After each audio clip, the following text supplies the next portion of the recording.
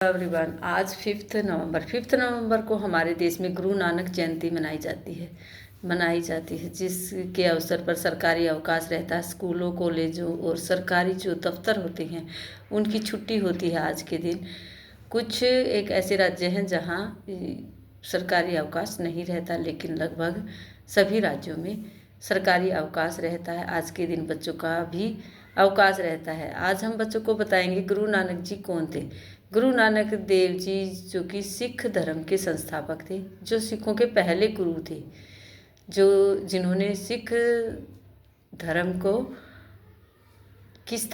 जिन्होंने सिख धर्म की स्थापना की, वो उस धर्म के संस्थापक थे।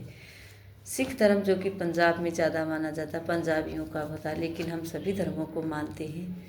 तो आज हम बच्चों को सिख धर्म के बारे में बताएंगे। सिख धर्म कोई अलग धर्म नहीं है। जिस तरह से हमारे अन्य धर्मों में सच बोलना, बुरे काम न करना, इसी तरह की बातें सिख धर्म में भी बताई गई हैं।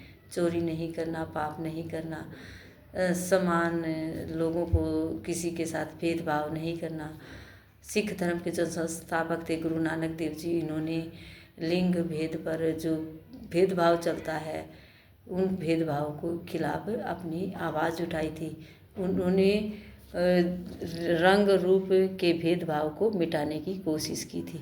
हर तरह के भेदभाव जो कि एक दूसरे में भेद किया जाता है, उस भेदभाव को मिटाने की कोशिश की थी। गुरु नानक देव जी सिखों के प्रथम गुरु थे।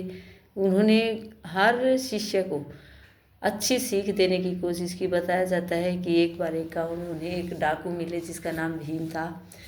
इसमें उन्होंने डाकू ने प्रार्थना की कि वो उसके घर खाना खाए। उन्होंने कहा ठीक है, मैं खाना खाऊंगा आपके घर, लेकिन मुझे 4 वचन चाहिए जो कि आपको निभाने पड़ेंगे।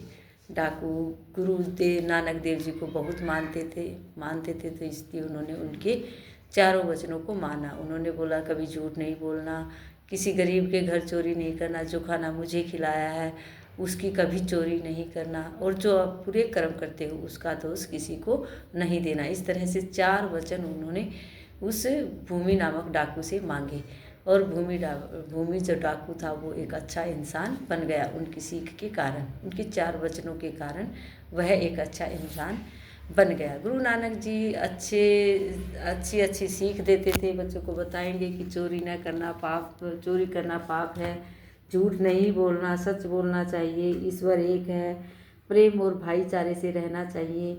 आज के दिन पंजाब में बहुत सारे भंडारे किए जाते हैं, लंगर लगाए जाते हैं, लोगों को भोजन खिलाया जाता है, और तरह तरह से गुरु नानक देव जी की जयंती मनाई जाती है, जो उनके जन्म दिवस के अवसर पर होती है। जिस दिन उनका जन्मदिन था उस दिन गुरु नानक देव जी की जयंती मनाई जाती है। इस तरह से हमने गुरु नानक जी का चित्र बनाने की कोशिश की है। बच्चों को दिखाएंगे कि किस तरह से गुरु नानक जी सादे वस्त्र पहनते थे, लंबी दाढ़ी होती थी उनकी, और सिर पर टोपी पहनते थे।